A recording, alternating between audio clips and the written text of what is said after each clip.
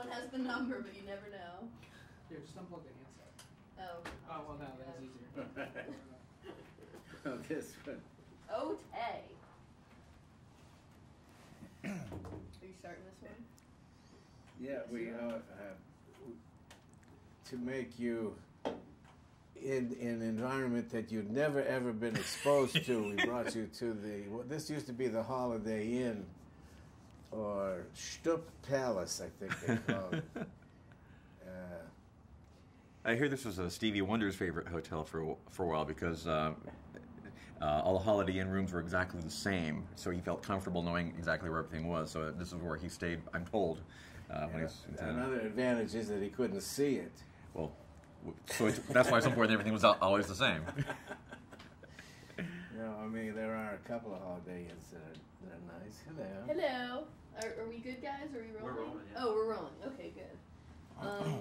Okay, well, we wanted to start at the beginning and find out a little bit about just your background and who your parents were, if you were brought up in an environment with music and humor, and when the when the passion was ignited.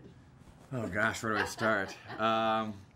Yeah, I don't know if you'd say I came from a musical background. My folks didn't really play musical instruments. Well, my dad bought a guitar at a garage sale for $10, and he didn't know how to play, but he would just like strum it, open strings, and sing at the top of his lungs. So that was sort of like my exposure to the world of music early on. It was fairly normal upbringing. I'm an only child, and I took accordion lessons at an early age. So I guess the combination of those two things sort of warped me early on. But it was very, very caring, nurturing, childhood, and kind of kept on a short leash. A very protective environment. But that's, I can now that I have a 4-year-old daughter of my own, I can respect that and understand that. Was it accordion because you were brought up in a polka environment? What's the geography? Well, I think it might have something to do with my last name. There was a famous polka player named Frankie Yankovic, widely known as America's Polka King, based out of Cleveland, and we shared the same last name, but as far as we could tell, no relation. But I think my parents decided that there should be at least one more accordion-playing Yankovic in the world. So they gave me accordion lessons starting at about age 7. And to this day, people just assume, that must be Weird Al must be Frank Yankovic's kid or his nephew or something. But as far as I met Frank a few times, and great guy, and we couldn't trace any kind of blood relation. But I'm somewhere 20 generations back, I'm sure we're connected somehow. Was the early repertoire strictly polka? Well, I guess the early repertoire, I mean, like when I played my cousin's wedding when I was 8 years old, that was mostly polka. Yeah. Well, because, when you take accordion lessons, they don't generally teach you Rolling Stones songs or Led Zeppelin songs. It's pretty much polka. So that's what I was weaned on, the polka music. And when I started playing along with the songs on the radio, everything pretty much sounded like a polka. My friends would laugh because, I'd be playing, Elton John on the accordion, and it sounded like the Bear Barrel Polka. And I learned early on that there was some humor to be gleaned from playing rock and roll on the accordion. Now, accordion is, of course, a huge chick magnet. So, obviously, yes. Was this part of your plot? Was it a way to socialize? Was it a way to, stand out in the crowd, or did you just like doing it and would have done it on your own? I don't think it was a plot or anything, and I don't think it was a conscious decision on my behalf. It was a decision I think that my parents made for me when I was 6 or 7 years old. They just, figured that if I knew how to play the accordion, I would be the life of any party. I would be very popular in high school. So I'm just glad that they had the foresight to realize that accordion music would take over pop culture the way that it has. But that popularity did manifest itself. Somehow it did. I looking back on it, I'm not sure if I would have gone the direction that I did if they'd given me, say, guitar lessons, because I wouldn't have stood out quite so much, I guess. Along with that, accordion bespeaks humor. I mean, it always has to me. Were you starting to do the little zingers and everything early on? Well, I was always kind of warped, you know, so it was hard for me to be serious about anything. And, you know, when you play the accordion, if you're serious about it, you play Italian weddings and bar mitzvahs. And not that there's anything wrong with that, but I was just always more interested in rock and roll, and the rock and roll mixed with the accordion lessons didn't quite jive. So, and, you know, I was naturally prone to being bizarre anyway, so it all just kind of, it was a heady mix. There was a lot of free radicals in the DNA there, so it just wound up, you know, going that direction. So did you start out solo, or did you start out with a group when you played those kind of gigs? Well, you know, I tried to put a band together in my early teens, and for some odd reason, nobody wanted to start a band with an accordion player. So mostly I just kind of played on my own, the occasional talent show in high school and things like that, and I didn't really get a band together until really after I had a couple hits on the Dr. Demento show. My first real band is the band that I still have today. Well, that's pretty quick. I mean, you're talking Dr. Demento show at what age? Well, I started getting airplay on the Dr. Demento show probably when I was 14 or 15 years old. Wow. And My Bologna came out when I was about 19, and I think another one, Rides the Bus, when I was 20. And that was about the time that I met my drummer, John Bermuda Schwartz. I played Another One Rides the Bus live on the Demento show. And I had just written it that weekend, and Dr. Demento said, "Hey, you want to do your song live on the air?" And I said, "Sure." And John Schwartz happened to be there, and I knew he was a drummer. I just met him that night, and I said, "Hey, you can bang on my accordion case for percussion." And he did, and that live recording became the single. I mean, that was the master recording, just what we played live on the air check. And I kept in touch with John, and he said, "Gosh, we got a hit on the Demento show. We should put a band together." And so we did. Over the next year or two, we auditioned, and we found Jim West for guitar and Steve J on bass. And this was 23, 24 years ago, and that's still the same band that I have today. And this is happening where? Well, I grew up, in the Los Angeles area, in Linwood, originally. And at the time that I did Another One Rides the Bus, though, I was going to college in San Luis Obispo, California. Cal Poly, San Luis Obispo. I just want to back up a little bit. You said that you figured out there was something humorous about combining the rock and roll music as to the polka format. I mean, when did it come together for you that you started doing these home mixtapes? And can you talk a little bit about, the genesis of that? Well, that's all the Dr. Demento show. I mean, and I need to stress it all was just for grins. It was just a whim. My friends would say, you do these stupid songs, you should send them to Dr. Demento. And I thought, well, what can it hurt? So I literally would record songs in my bedroom on a little cassette tape recorder on 39-cent compact cassettes, 3 for $1, and the horrible songs, terribly recorded. I mean, my 14-year-old singing voice. I'd like to think I've gotten better over the years. And I'd send them to Dr. Demento. And to my amazement, he'd play them on his radio show, which just kind of blew my mind. I think he thought that they were unusual enough, or maybe he just was amused by the fact that this dorky kid thought he was cool playing the accordion. But he gave me early exposure, and I would send petitions around my high school, because that's how you got your songs on the Dr. Demento Top 10 or the Funny 5. And so I kind of would stuff the ballot box early on in my career, and I would get hundreds of people to sign these petitions. Get Weird Al's song. Actually, I wasn't even Weird Al at the time. I was Alfred Yankovic. But to get my songs on the Dr. Demento Funny 5. And so I kind of built up a cult following through the Demento show. But it was just like recording songs in my bedroom. And in fact, the first bona fide hit that I had that I didn't generate myself was My Bologna. And that was recorded in the bathroom across the hall from my college campus radio station, because I was still 19 years old, didn't have a record deal, couldn't afford a real recording studio, and the bathroom had these acoustically perfect tiled walls, and it just seemed like a natural. I'm just curious, and what came first? The idea for the song, then you'd find a music that would fit it, or did you think of the song and hear that and relate something inside to switch the lyrics around? I mean, how are you writing? Well, for example, My Bologna, I always wanted to write a song about lunch meat, and I was just waiting for that right song to come along. No, usually for parodies, the song comes first, and you think of variations on a theme, stupid puns, and whatever works. Sometimes it actually works both ways. I mean, sometimes I'll want to write a song about a current phenomenon, maybe a popular movie. Like when I did The Saga Begins, which was a song about the Phantom Menace, and I thought, well, what could I do this, to which tune could I do this song? And American Pie presented itself, and I thought, a long, long time ago, oh, that's very Star Wars-esque. And so sometimes I reverse engineer it, but usually for parodies, it's like, here's the song, what can I do with it? So, but you're pretty much self-started. Creatively, you're pretty much doing it all in terms of the writing. In terms of the writing, yeah. For the parody, somebody else writes the music, but I write the lyrics. Yeah.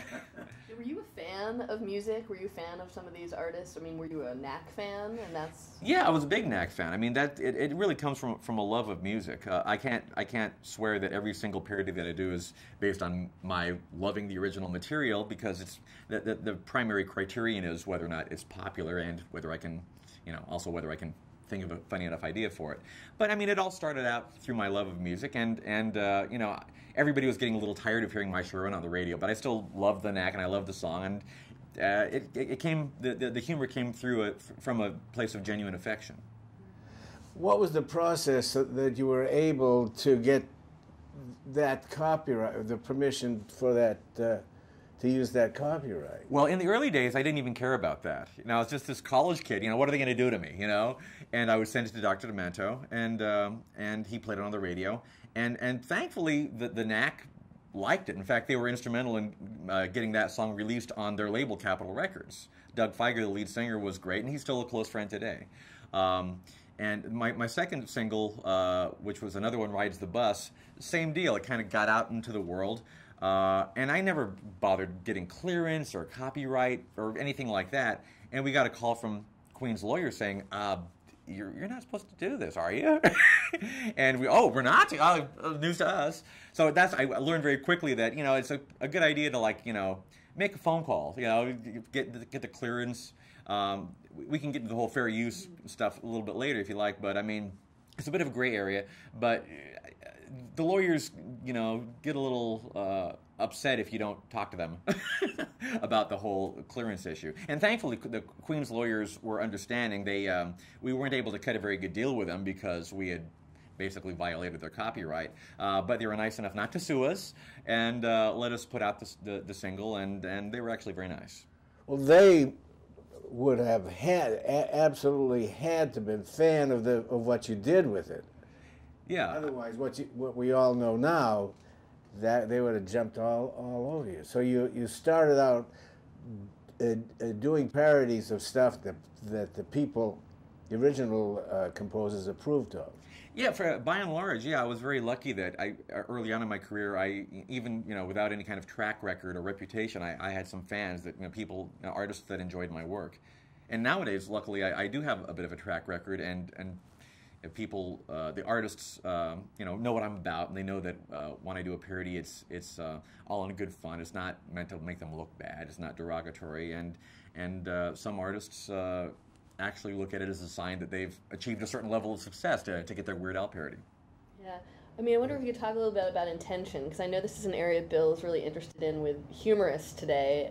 Sometimes there's a weird line if you're poking fun at them, or you're having them, incorporate them into the joke. Uh-huh. So, the fact that you went and you told them, hey, I'm going to do this, maybe you could talk a bit about, what was your intention with parody in general? Well, my intention is just going for a laugh. I mean, a lot of my comedy is straight parody. Sometimes it edges over into satire. I'm never there trying to make the artist look bad. I mean, some critics take me to task for not having a harder edge to my comedy or being more satirical. I do enjoy that kind of comedy as well, but I find it more of a challenge to try to be funny without, tearing somebody else down or making them look bad. Some of the more satirical ones, I guess, would be the Nirvana one. There's a handful that I guess would be considered satire, but most of the parodies are basically just having fun with an artist's music and not being self-referential or saying anything about that particular artist or song. And I think there might have been something to do that polka is an affectionate gesture. It's affectionate. It's happy. It's happy music. I mean, I do a polka medley on every album, and it's still part of the live show. And I've just found that a lot of songs just sound a little bit better done polka style. I mean, you really get, 50 Cent writes some great rap songs, but you don't really get the angst unless you hear it as a polka. Get that tuba and accordion accompaniment. That's when it really comes through. You mentioned Nirvana. I know. I think was it Kurt Cobain who really said, you've made it when. When Weird Al parodies you, then you've made it. But did you ever get any negative response from artists? It's very rare, and it gets it gets dramatized and accentuated because it is people look for like the negative. They look for the dirt, and like 99% of the time, the artist is thrilled and everything is good. The ones that always get brought up. The exceptions, Coolio apparently had a problem with Amish Paradise. And to this day, I still have no idea what happened there. There was some kind of miscommunication. I was told by my record label he was fine with the parody. After the fact, he mentioned, I think, at the Grammy Awards one year that somebody asked him about the parody, and he kind of went off on a rant and said that he didn't approve it, and I better just stay away from him. Which was, disappointing on a number of levels because I've always, up to that point, I had a perfect track record of artists that were thrilled with the parodies. And I ran into Coolio last year, and it's water under the bridge. He's fine now. But for a while, it was just, my big rap war, Coolio's cool. Yeah. What about, we were watching some Weird Al TV. Al TV. The cutting, it's reminiscent of stuff that the early television, pioneers were doing with, just taking advantage of the medium and through the edits. And I wonder... They probably didn't do it at home in their underwear on Final Cut Pro, though. Is that how you did? Did you do that all yourself? I did, yeah. And, Eminem, did he ever see the... You could talk about it, because I don't know if Bill's seen this. Yeah, I do these fake interviews for my Al TV show, and they barely get on the air. It's a real gray area in terms of that, because I think the way we get around it legally is when artists do their interviews for places like VH1 and MTV, I think they sign a release saying that they can use the interview for any VH1 program. Well, one of those programs is Al TV. And I basically take their interview and I cut it up and I ask them questions out of context and I make them look usually pretty ridiculous. And there was one interview that I did with Eminem. And I guess I had a bit of a chip on my shoulder because he had recently disallowed me to do a parody, to do a video of my parody for Lose Yourself, which is Couch Potato. And it was a big disappointment for me because, the videos are how I promote the album. And it was going to be my big single, my big video. And Eminem said, well, you can do the song, but you can't do the video. So I was a little bit bummed. So the interview was a little bit maybe harsh. So for 10 minutes, I kind of cut him down and made him sort of look like a hypocrite and a number of other things. I didn't hear from him directly, but I heard through my manager, through his manager, that he wasn't too happy about it. I expect somebody's named after a little candy. Well, then what you gonna do? Yeah. I mean, after all. Just before we go, this is just an interesting area, the parody fair use, the legal implications. But were you at all aware of the suit that came down in '92 with Negative Land and U2? And did you see any similarities between what they were doing and what you were doing in terms of the humor and the value of the humor? And yeah, I vaguely remember that case. I mean, I can see both sides of the point. That was when they had, I guess the name of their album was U2. Right. So in big letters it says U2, Negative Land.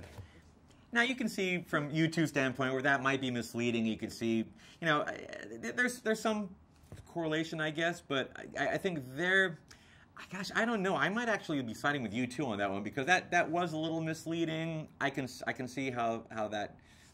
I don't know. It's hard to... You would distinguish it because you would never approximate. I mean, there's no doubt when someone picks up your album that it's a Weird Al album. Yeah, I mean, a lot of what I do in my career is to purposely mislead people, but not to the point where they're buying something that I wouldn't want them to buy, an album thinking it's, Michael Jackson or the Jurassic Park soundtrack. I mean, it's a Weird Al album. basically. But a lot of times when I do my videos, I like people to think that they're watching the original video, and then all of a sudden, like, I didn't know those cheerleaders had, armpit hair, and then, that's where a lot of my humor comes from, is like, kind of drawing people in and then doing the left turn on them.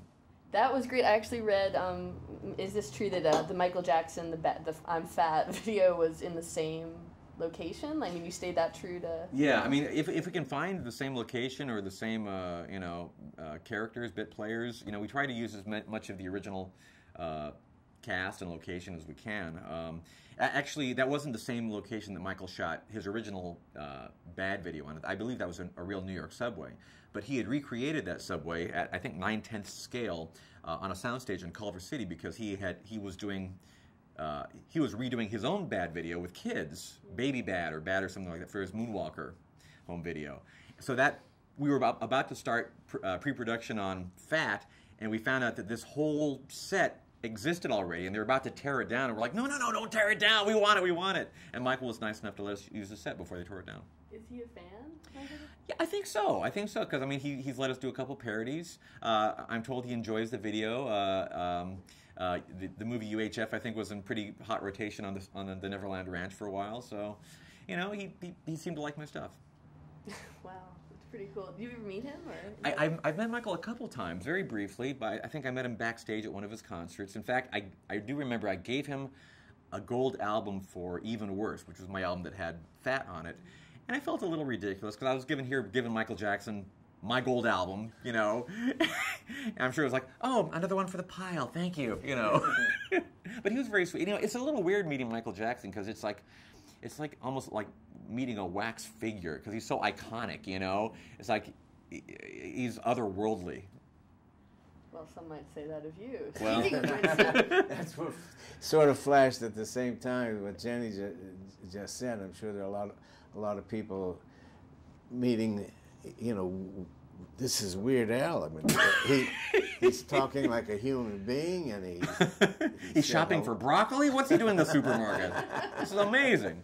Well, actually, one of our questions has to do with, fame and celebrity status. I mean, I'm sure you get recognized, maybe since the no more glasses and the signature mustache, but, how do you deal with that? How do you deal with fans, and have you had any bizarre fan encounters? Oh gosh, there's been a lot of bizarre fan encounters. Most of my fans are actually pretty sweet and nice and respectful. I live in the Los Angeles area, so if you live in LA or New York, people leave you alone for the most part. I mean, there's Fabio at the 7-Eleven buying a Slurpee, big deal. But if I go 2 hours north, south, or east, then it's like, dang, you're the guy on TV! Yeah. But people, unless you're in a bar or people are drunk and want to give you a headbutt, it's usually pretty cool. I enjoy meeting fans. I tend to hang out after my live shows if we're not like leaving directly afterwards, and hang out and sign autographs and meet people, because I genuinely do enjoy, my fans, and they're 99.5% are just really sweet people, and the other stalkers, I try to avoid. Has anyone ever parodied you? Yeah, there's been some Weird Al parodies. Probably nothing that you'd ever heard of, but there's been some fans that have done parodies of some of my original songs, and actually done quite well. And what do you think of them? Do they send them to you? And do they ask for permission? No. I find out about it, and it's very flattering. What can I say? It's I think that parody done right is it's supposed to be a high compliment.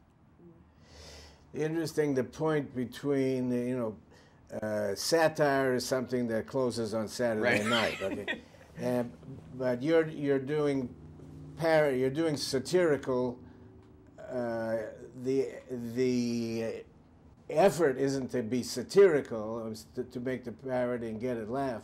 But you, why am I fumbling? I've never been in the presence of greatness. Oh, stop, Phil. I thought of myself in that store, chasing you down, baloney, and saying, "Would you sign this?" Parody versus satire. Look how it would discuss. Please discuss. Have you ever felt that you've done something, satirical, too satirical? One of those things that maybe this will close on Saturday Would Al night. get political? Oh. I don't think if I had an idea like that, I don't think I've ever released it. I'm a pretty good self-censor. If I come up with something that I think is just too inside or too over the top, or I try not. I don't do political humor really for a number of reasons. One is, I need all the fan base I can get, and I don't want to eliminate half of them. And also because political humor needs to be relevant and topical. And when I do an album, sometimes I have to write the songs months and months in advance, and political climates change very rapidly. So I wouldn't want the song to get dated. So for those two reasons, mainly I stay away from political humor. How do you define your fan base in terms of political positioning? Politically, gosh, I think it's pretty evenly spread. I do just as well in the red states as in the blue states. I don't, because I stay apolitical.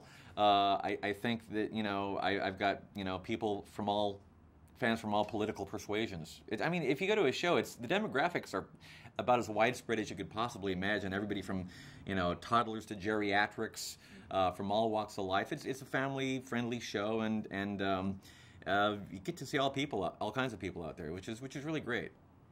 I want to talk about a couple things with the fact that you've just been doing this for so long. I mean, who are the fans, and do you think that there's anyone who comes for the music as much as for the parody?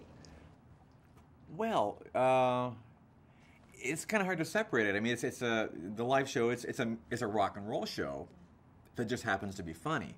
So, I think there are people that, I think they enjoy the music and the comedy. So I don't know, okay, 62% come for the comedy, if you want the answer. There you go. And, I'm sorry, what was the first part of that? Well, just who the fan base is that has enabled you to be doing this since 76, 79? Well, it's a regenerating fan base. With every album that I put out, another generation of 12-year-old kids is going, oh, Straight Outta Linwood, this is great, and Mom, have you ever heard of Weird Al Yankovic? And yeah, we've heard of him. Take him to the record store. Oh, he's got 12 other albums, So, and the back catalog sells, which is great. So every album that I put out, I get discovered by a new generation of fans, and I still got a lot of the same fans that I had when I started out in the early '80s. So, it's great to see parents introducing their kids to me, and it becomes a generational thing. I was talking to some friends earlier, and we were just like, you're like a perennial. You just keep coming every year or every I'm like a bad rash that won't go away. Not in a bad way. But something that we talked about last night was how you consider yourself in terms of as a musician. Would you ever release a straight music album, just Weird Al polka, no lyrics? I don't really have any burning desire to do straight, serious music. I think there's enough people in the world that do that already. Mm-hmm. I'll leave that to serious musicians like Kevin Federline and Paris Hilton. I don't know. I have the capacity to do that, but I really, honestly, do enjoy my niche, and I don't have any burning desire to do anything other than what I do. The niche, working above the belt, has defined that. You've as far as I can remember, you've never dropped the Yankovic pants. As it were. And that's what's today in humor, the blueness of it is discomforting to us codgers. Yeah. I should point out that's not like a conscious marketing decision. It's not like I'm targeting family audiences per se. It's just an extension of my personality. It's the way I was raised. I never swear, even in my normal everyday life. So I'm a pretty clean living guy, and my comedy, I guess, is an extension of that. I appreciate humor, all kinds of humor. I'm a big fan of South Park. I'm a big fan of people that go places that I wouldn't go. But as far as me personally, that's the kind of humor that I prefer to put out in the world. That would open up the entire Christian marketplace, which is huge. Not because of the Christianity, but because of the fact that it's above the belt. It's clean. Yeah. clean. Yeah, I mean, I do have a like I said, a family-friendly audience, and part of that, and it's not squeaky clean G-rated because some of my songs do get a little sick and twisted, but nothing raunchier than what you'd find, in a typical episode of The Simpsons, certainly. But every now and then I'll get a letter from somebody that would be totally offended by something in one of my songs, or I can't believe you would say this in one of your own songs. Like, well, it's not Rafi, it's not the Wiggles. It's like, I'm not. That's not who I am. I'm curious, just to go back to the very beginning of this, it sounds like this is something you just stumbled into. It's a natural extension of who you are. So, I mean, a lot of people, they spend years building up a persona. This is me on stage, this is what I've become, and this is me in my private life. I mean, for you, is there a distinction between your comic persona and your everyday Al? It's not a whole separate person or a separate character personality. It's just, I use the, metaphor of the volume knob. It's just I kind of crank it up when I'm on stage, and I'm a little bit chameleon-like. I mean, if I'm doing a obnoxious top 40 radio morning interview, I'll be a lot more obnoxious, and when I'm doing, an NPR interview, I'll be more introspective and calm, So it's just a matter of me. And when I'm on stage, obviously, anything goes. So that's when I kind of save up all my weirdness for those occasions. Weird Al Chameleon, yeah. Well, but the stuffing of the ballot boxes, and all that, I mean, was this something you wanted? Did you want celebrity and fame? Did you want to do something and be in the public eye as a young kid, or is it just really just happened? It wasn't a burning desire. I think every kid, has pipe dreams like, oh, it'd be great to be famous. But, I knew a lot of people in high school that was the goal. Like, I'm going to be famous someday. Save my autograph because someday I'm going to be famous. And like, I thought, well, yeah, I guess it'd be nice, but whatever. It didn't mean a lot to me. I think that people that have fame itself as a goal, I mean, that's one of the emptiest goals I can think of. I mean, I enjoy doing music. I enjoy making people laugh. I enjoy, being a touring musician and putting out the albums. And the fame is nice, but it's nice to have your work respected. But, I don't think I'd want to be more famous than I am. Just because I really pity people that have no private lives and, can't go anywhere, and everything they do is monitored by paparazzi. I mean, I would never, ever want to do that. But there was some element of you, something must have clicked early on that said, I want this. I want to hound Dr. Demento, and I want to, keep making these tapes until it gets put on the air. And I mean, what was the time period between that first tape he played and, like, you getting booked yourself and getting an album deal? Let's see. I mean, he started playing my stuff when I was about 15, and but the first single when I was 19 or 20, and then my first album, I think I was 23 years old. So, and I never thought that I'd be able to make a living at this. I mean, when I was sending stuff to the Dr. Demento show, it was really just to amuse myself and my friends. And I went to college and got a degree in architecture because I never in my wildest dreams did I think that I'd be able to make a living in the entertainment industry. What school was that? Cal Poly San Luis Obispo, which was where I recorded some of my early stuff as well. But by the time I graduated, I thought, what, I'm not going to be an architect. There's, so many people that are better architects than I would ever be, and, I want to give this, parody thing a shot and see what happens. So I took some jobs just to pay for the macaroni and cheese, pay for my little Murphy bed apartment in Hollywood, and within a couple of years, I was lucky enough to actually get a record deal. And you never know when you sign a record deal how long it's going to last for. I mean, most pop culture careers are ephemeral; they don't last very long. And I never had a 5-year plan or knew what I was going to be doing, in the future. I just kind of went with the flow for a while, and I'm amazed to find that I'm still doing this. I'm thrilled that my career has lasted as long as it has, and the big irony is that my career has lasted longer than a lot of the artists that I've parodied. Well, when I first started trying to solicit a record deal, I had a lot of doors slammed in my face because the A&R people would say, "Oh, this is funny stuff, but parody, novelty, you might have one hit, maybe two, and then that's it." Because that was, conventional wisdom is you don't have a career with novelty music. I mean, you're gone. So it's nice. I'm just extremely, thankful that I'm still around after all this time. Well, that takes us to the biz in showbiz.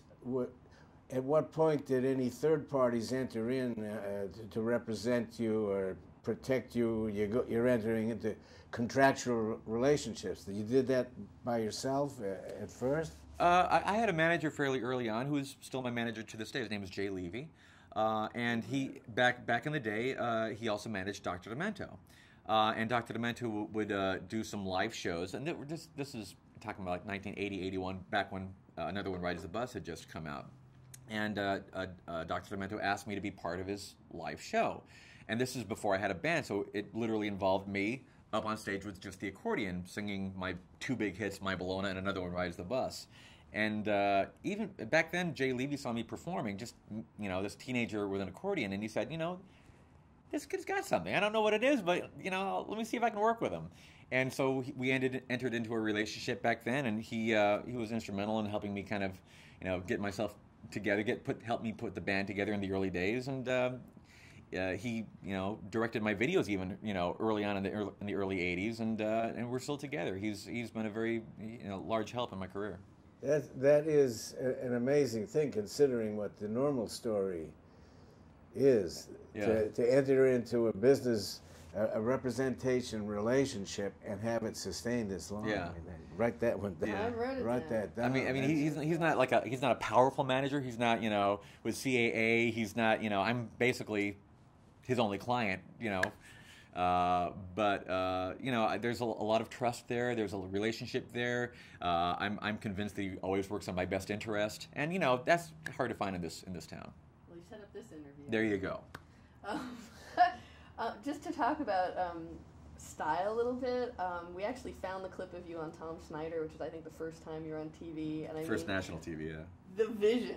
I mean, the costume. There was all this color. There was all this hair going on. There were these huge glasses and this huge accord. I mean, Yeah.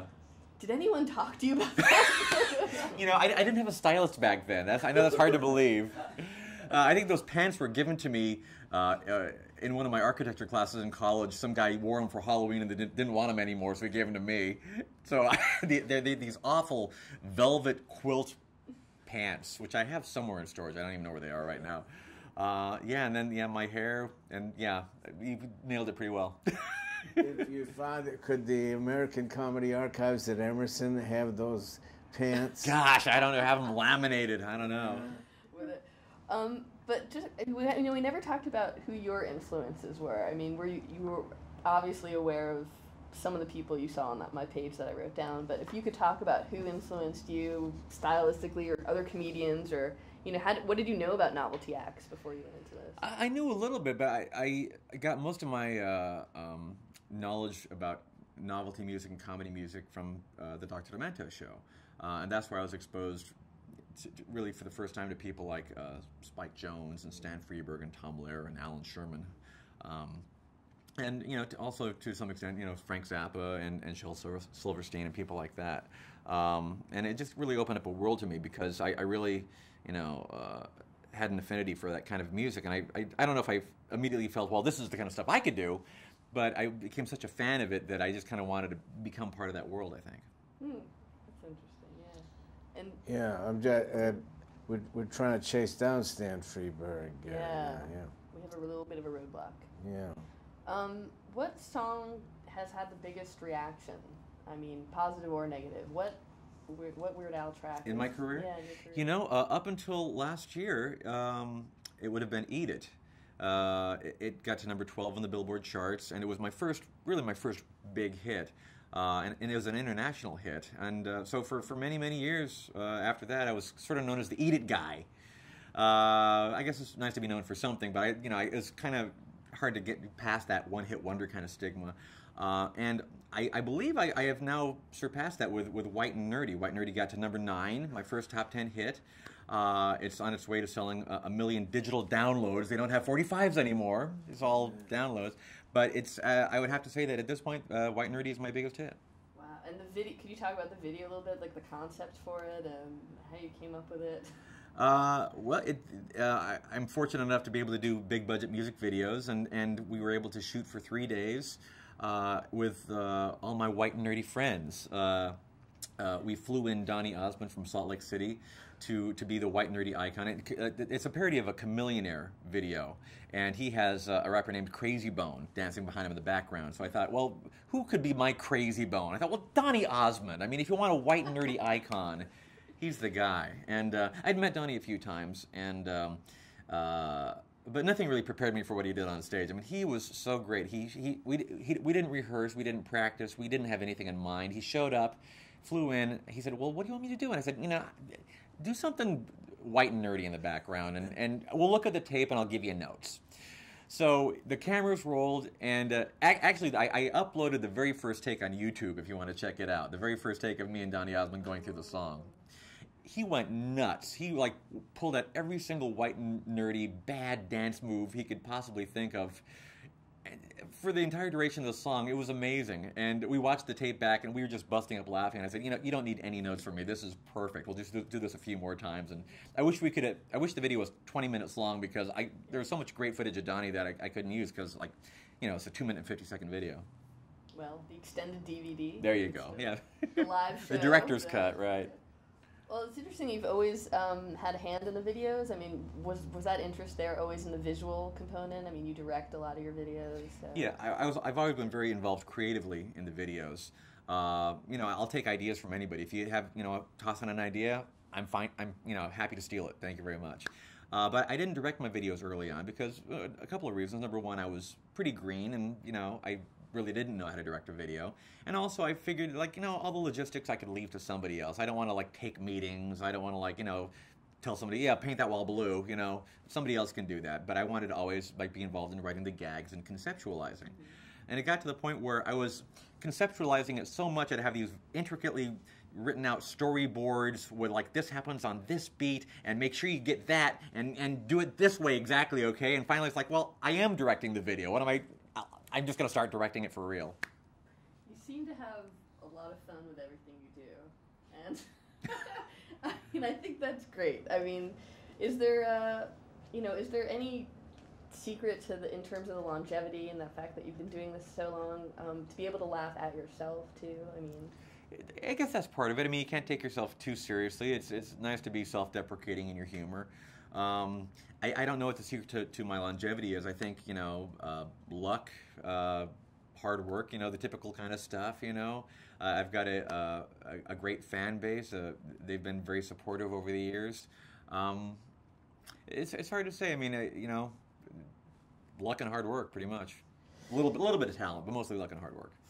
When Jenny was asking that question, it anticipated something I was about to ask, and that is, with a lot of comedians, especially it seems to be in my generation, it happens a lot. And I call it the Pagliacci syndrome, where it's the comic's depression, laughing on the outside, and going.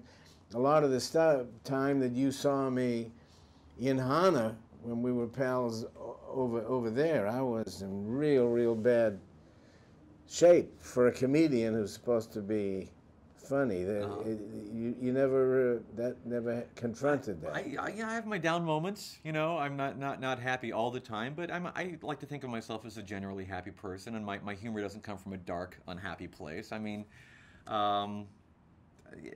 I mean, I'm pretty happy overall. How dare you? I'm sorry. Well, have you ever had to turn it on when you just didn't feel it? Go out on stage and have to be funny? Yeah. How do you get past that? You just got the parking ticket. Denial and distraction. Sometimes, I've had moments in my life where I really didn't feel like being funny or going out there and entertaining people. But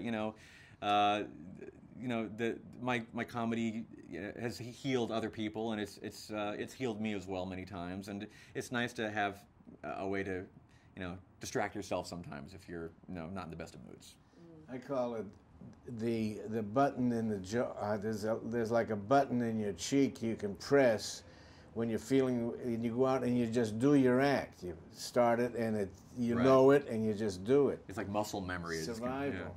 You ever had a hostile crowd? Someone who just didn't get it? Yeah. Could you talk about that a little bit? Yeah, it's pretty rare. I don't think never when I was headlining, which is why I almost always headline. But there's one famous time which has been pretty well documented on shows like Behind the Music. I opened for Missing Persons in 1982, one of my first big shows. And I thought, Missing Persons, I like them. They're a cool new wave group, and, I like their music, and I'm sure their fan base would appreciate this subtle humor of Weird Al Yankovic. But as soon as the curtain went up and they saw a guy with an accordion, I was pelted for 45 minutes, basically. Anything that wasn't nailed down got thrown on the stage. Like, first it was cans and bottles and cups, and then after a while they were throwing the change in their pocket, which was kind of cool, because afterwards we, scooped it all up, and we had, $6 worth of change, so that wasn't a total loss. Well, you're laughing at it now, but I mean, what were you going through at the time? Well, I just kind of wish I knew that was what was going to happen, because emotionally, if I had been kind of more prepared for that, I would have had more fun with it, and I could have actually been taunting them and just amusing myself more. But at the time, I was like, how come you don't like me?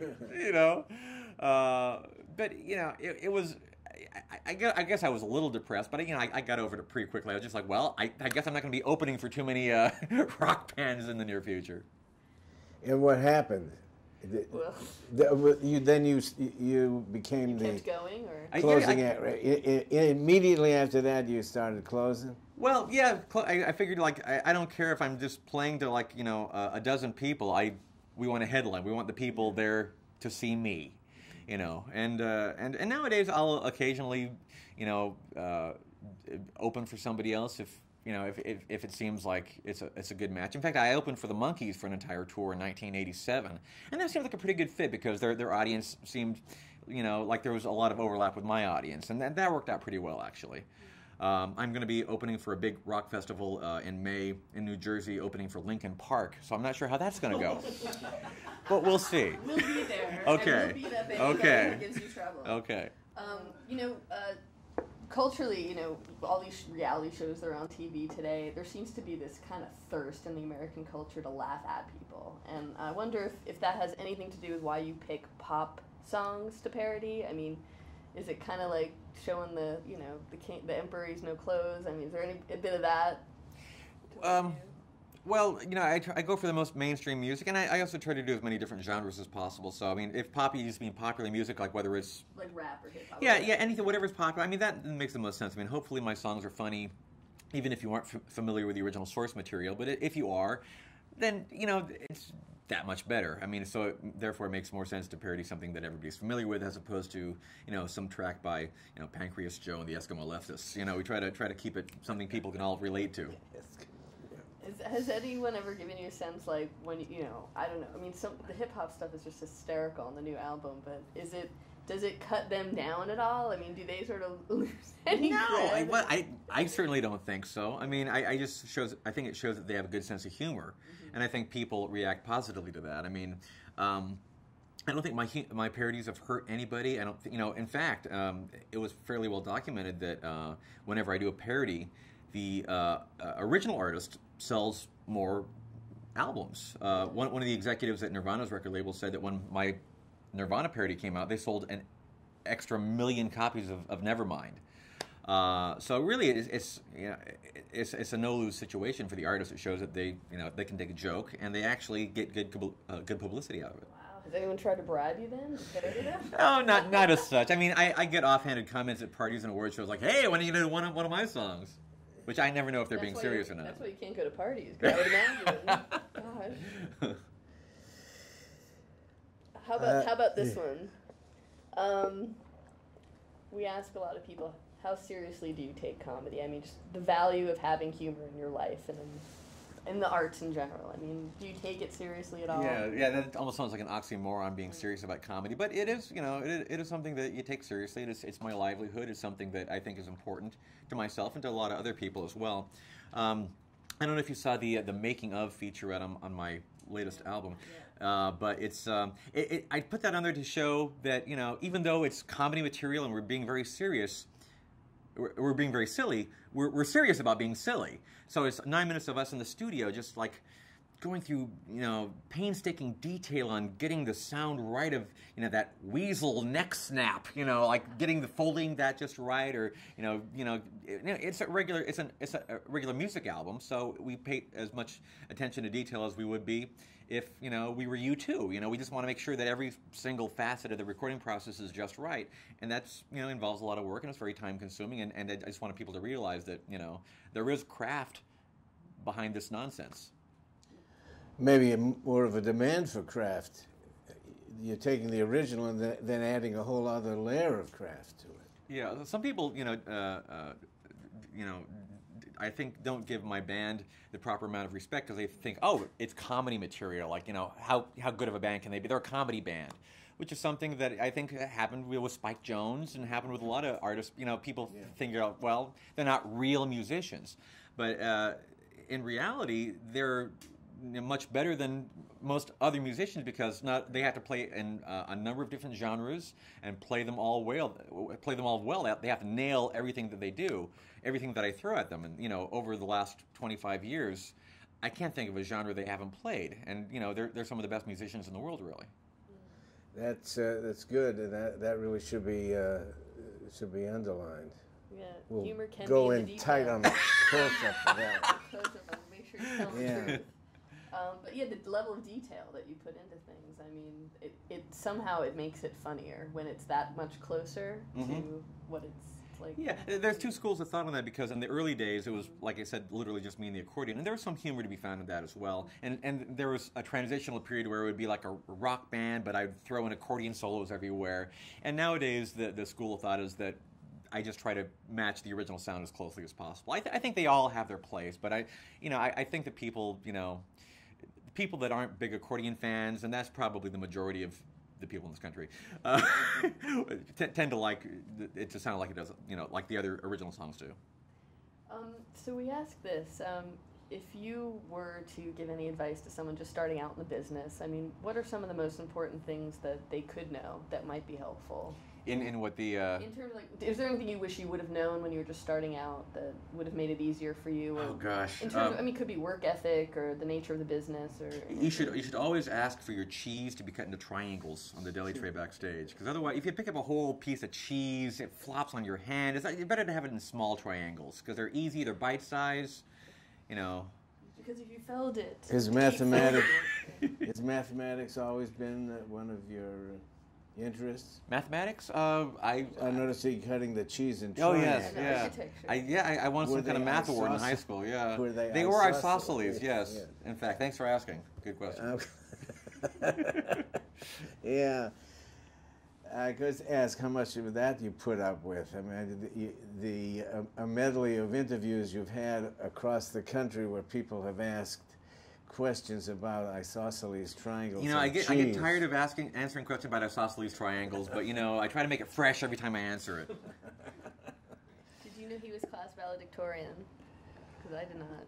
I could understand that he would be class valedictorian. One of the things as I've been watching you be that you're eloquent is no surprise to me because I know you.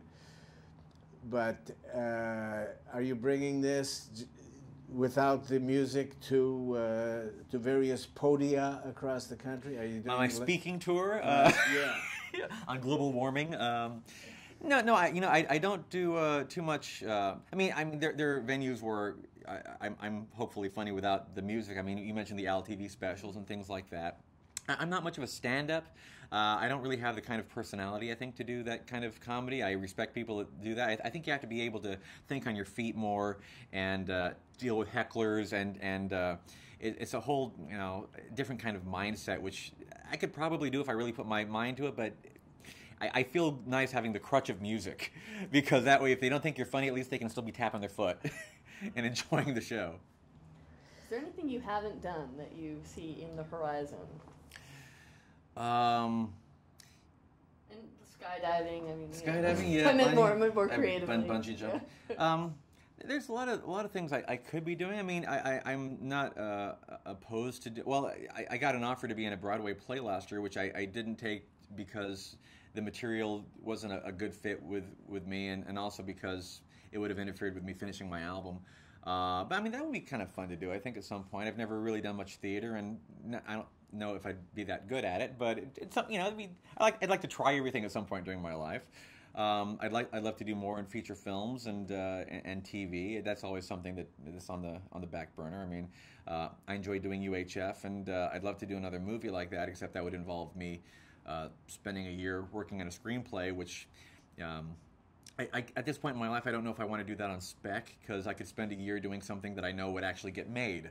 The music and the tours are things that are kind of sure things, and I like putting my energy where I think it's going to bear fruit. So I'd like that to happen, but unless somebody really gives me a deal to write a screenplay, or, thank you very much. UHF is interesting because it didn't fare well at the box office, but became such a huge cult favorite, and I've heard the DVD sales have been through the roof since it took a long time to get there. Yeah, that was odd. It was UHF tested very well. It got the highest scores in their testing groups since the original RoboCop for Ryan Pictures. So they're thinking, oh, this is going to be our big summer movie. This is going to save the studio. Because they were in trouble at the time, and they folded shortly after UHF came out. Not entirely my fault, though. But when it came out during one of the biggest box office weekends in history, the same weekend as, I think, Batman, Lethal Weapon 2, Honey, I Shrunk the Kids, Do the Right Thing. It was a huge weekend, and we were barely a blip on the radar.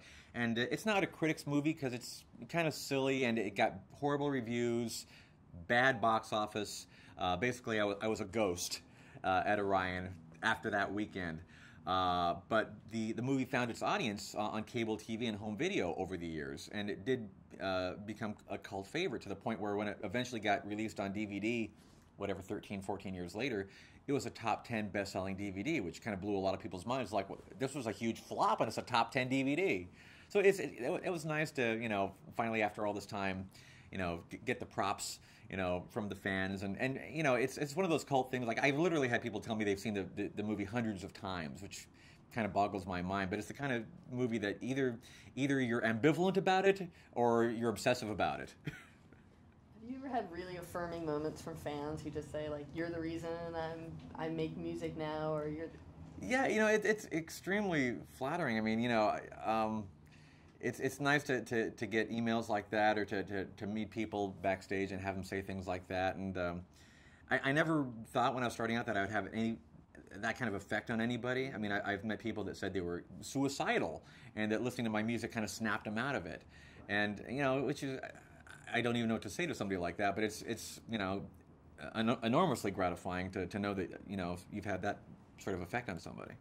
I guess that's too what we talk about when we ask people about the value of comedy in their lives personally. I mean, just in general. I mean, what do you think its place is? What do you think its value is? In my life, gosh, it's hard to say because it's such an intrinsic part of my personality. People say that humor is a defense mechanism, and maybe it is. I don't know. I haven't really psychoanalyzed myself that much, but it's just such a part of my genetic makeup. It's kind of hard to to imagine, my life or my personality without humor in it, without comedy.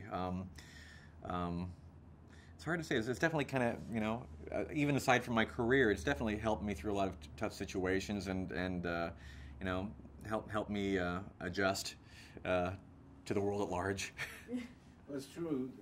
Norman Cousins' work, Anatomy of an Illness, I wrote a book with Lawrence Peter, The Laughter Prescription, the healing power of laughter, play, and the positive attitude. And so there's a big contribution being made. So just the physical activity of laughing, feeling good is clinically good for you, and you've supported that. One of the notions I was having is that is kind of a blessing, is that Weird Al Yankovic will always be fresh because you're parroting what's fresh. You're not going back down Merriman Lane back there. It's the stuff that this is what people are listening to, and this is what I'm going to give my take on it. Yeah, what's nice is I can always be relevant because I'm always leeching off of whatever's popular at the time. So I can never be accused of being a sellout because, that's my job description. That's what I do. I am derivative. I'm upfront about it. That's all I am. I'm just like going to take whatever's popular and do my thing. That you're a sell-in. Yes. Yeah. With a G on the end. Selling, ladies and gentlemen. Well, you're an absolute delight and a pleasure and a good friend to many, and I'm delighted to have stood and sat and crouched next to Jenny when all of this was happening. This doesn't necessarily have to wrap up our conversation. We could go on forever, but there is one thing we've been asking people that have contributed so much by virtue of their putting themselves out there. Was it worth it? Yeah. I'm not sure exactly what you mean by that, but I mean, I'm very happy with my decision in life to be Weird Al for a living.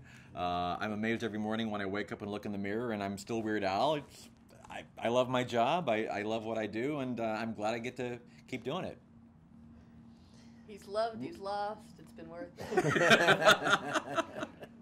Well, what humors you? What do you find funny today? It's hard for me to start making a list because I find a lot of things funny. I mean, the news. Yeah, there's oh gosh. In terms of other performers, or yeah, I'm friends with some of my favorite comedians. I think Emo Phillips is one of the funniest guys in the world, and I think he's brilliant. And Judy Tenuta, Gilbert Gottfried. I hate to start making a list of. I mean, I enjoy a lot of different kinds of comedy, and there's very few things that I don't find funny in some way. Beautiful thing. Well, Emo, I was so glad he was in UHF because he seems to be an underrated one to me. We'll have to get Emo. Yeah, all of the names you've been mentioning are people that we're trying to get to sit in the Al chair. In the L, has it been officially renamed? Oh, good. This is it. Stevie Wonder step back. So to say, to the hotel. I guess we're almost at the end here. I wonder, just because being a comedian in the music industry, has there been any particular challenges to that? Have you been taken seriously by the music industry? Have they gotten in your way at all? I mean, it's a kind of interesting niche. Yeah. It's it sort of helps me maintain my outsider status because I'm not completely accepted in the music world, and I'm also not completely accepted in the comedy world. And I'm sort of two mints in one. So it's just I'm just sort of fringe, So it's hard. I mean, it's every now and then I get respect that I'm not expecting. Like I'm up for this will air or be available long after the Grammys are over. But tomorrow night, as of right now, tomorrow night is the Grammys, and I'm up for a comedy album and also for Best Surround Sound Album. And I'm up against like Donald Fagen from Steely Dan and Alan Parsons, and it's for a comedy album. Which is really cool because comedy album they very rarely get respect outside of the comedy category because people figure, how much craft could be involved in a comedy album, and so it's always a nice surprise when people realize, hey, there's something more to this. Do you think comedy gets a bad rap? I mean, why do you think it doesn't have an Academy Award category? Well, good point. I mean, comedy is sort of like a second-rate citizen in music, in the film industry. It doesn't generally get serious awards, and I'm not quite sure why that is because it's such an important part of our lives. It's such an important part of our culture. I don't know why people think that just because something is funny, it's not as worthy of respect. I don't know. It does have the blessing of longevity, though. I mean, the Bob Hope syndrome. Yeah. Many. Mahalo nui loa. Aloha na ahui o na ali'i na ali'i mai na kupuna mai. E pa'ina alelo ka olana ua hele au moe ke ala. Thank you, Bill. Aloha tuanua. That's the one you taught me, right? Yeah. Aloha tuanua. But is there anything else you'd like to say to students who just entering this business? Any parting words of advice? Yes, I'd just like to say, Ahoba, Mamamuni Gurujie, Kwe, Ahoba, Yum, Yanamwa Gajinu, the Rigiguru, Qualinoyam the whole. Quasi Biramitam Cosilo, Bunda Bundasi, Wanda One Gajidrimo, Sarajin Kuzo, Hambabamaka. Yet the You can Hehosti. translate, right? Was that Navajo? I have no idea what I just said. We'll write it in the transcript. We'll translate for him. Print that.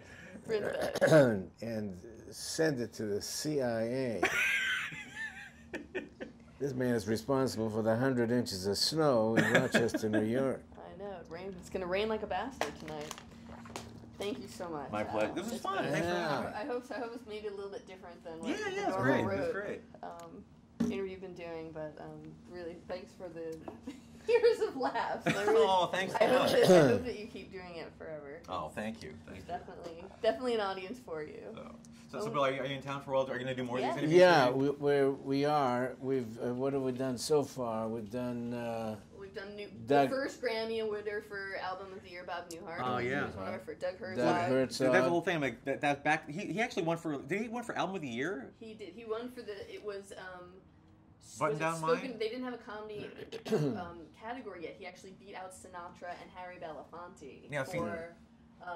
What was the category? Was it Album of the Yeah, Year? amazing. I mean, there was like a golden age of comedy where actually they did get respect. It was a very short window, but yeah, that's the perfect example of like Bob Newhart winning over Frank Sinatra for Album of the Year. I mean, that would not happen today. I was in that mix with Jose the Astronaut and Jose albums, and I was always knocked out by Elaine Michaels. Right, Mike Nichols. Mike Nichols, Elaine May, and Shelley Bob Berman. Bob Newhart. Yeah, Shelley Berman. Yeah, Even, Shelley. The Alan Shepard. I mean, did you hear that as a kid? The Hello Mother, Hello Father? Sherman? Yeah. Did you Yeah. hear that Oh, song? sure. Because I mean, That was a great example of what comedy could do. Alan Sherman, I was living at 8418 Franklin Avenue, which became that like a center place for Jerry, Gil Friesen and Herb Alpert, Jerry Moss, who they were forming A&M Records. And I got a call from Al, he wanted to borrow like $25. And I said, well, I'll meet you, Nate Nels or something. And 2 days later, he'd submitted that, Hello Father, Hello Mother. So, I mean, it would, boom, it just shows you what can happen. That's what I didn't ask you, is how long the process takes. Does it vary? It does vary. I mean, back when I didn't have a record deal and I didn't think that these songs had any longevity, literally I'd crank it out in like an hour or two. Like, Another One Rides the Bus was written very quickly, like, on the back of a napkin or something. But nowadays I realize that I have to live with these songs for the rest of my life, and there's going to be millions of people hearing them, and it's like I take a bit more time, so I'll obsess over something for weeks sometimes. Even though it's, again, silly little parody song, but I have to live with it, so. Were your parents encouraging, discouraging when you were... They wanted me to do whatever made me happy, which was the greatest gift they could have given me. I mean, they weren't career-oriented or goal-oriented. It was just sort of like, they just wanted me to be happy. So that's just wonderful. That's awesome. They buy you your first cassette deck so you can record and all that. Yeah. And the accordion, which... Yeah. Do you have the same accordion that you... I still have it, but that's not the one I play on stage because that's pretty beaten up at this point. So that's one for the Smithsonian. I'm just gonna. There you go. The Comedy Archives. There you go. We will happily accept the Ah. Weird Al accordion. Anyway, I have a release form for All right. you, so you can sign away your soul. All right. This is the 11th or to the 10th. You know Right. what? It is the 10th. Yeah. This February is 10th. 21007. And is this the right name to use, or do you Yeah, want that's to- fine. Okay. That's fine. Great. And the thing the car comes at 11:30, so we're good. Is that right? I think so. What time is it right 11:19. And can I ask you to sign something for my little brother? Of He is course. a huge Of huge course. fan of yours. He First loves... autograph of the. Oh, really? No, we had one other. Oh Bob yeah, my Newhart. camera. Do you want to say to Taryn? How do you spell Terran? Teran. Teran. Yeah. That's the first Terran. What's the background of the Terran? They just like I think it was her grandfather's name, and We just should get a still shot of you guys while we're here with the lights. thank you on. so much. Sure. He is flipping out, saying that I was going to meet you See, today. I told you, I I have- wasn't lying. People are flipping out. Yeah. Yeah, thank you so much. My pleasure. Appreciate it. Oh, It's a little hot in here. I got my. Oh,